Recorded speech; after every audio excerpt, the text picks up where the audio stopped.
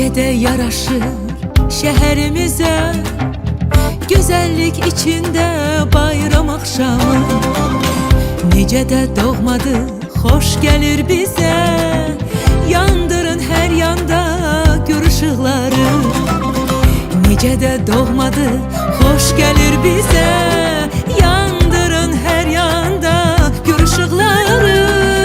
Bayram axşamlarında bir sevgi sorağında, bayram edək, sevinək, biz bir ümid bəsləyək. Bayram axşamlarında bir sevgi sorağında, bayram edək, sevinək, biz bir ümid bəsləyək. Bayram edək gülsün üzü hər kəsin, bayram edək bütün aləm bəzənsin. Bayram edək ürək yenə sevinsin, bayram bizə hər gün sevinç gətirsin.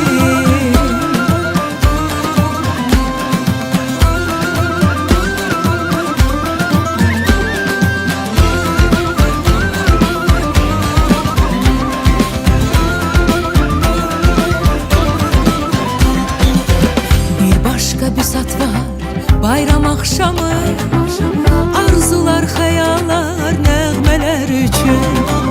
Sevinsin hər bir kəs, sevinsin hamı, sevgi ilə yaşayan ürəklər üçün. Bayram axşamlarında bir sevgi sorağında, bayram edək, sevinək, biz bir ümid bəsləyək.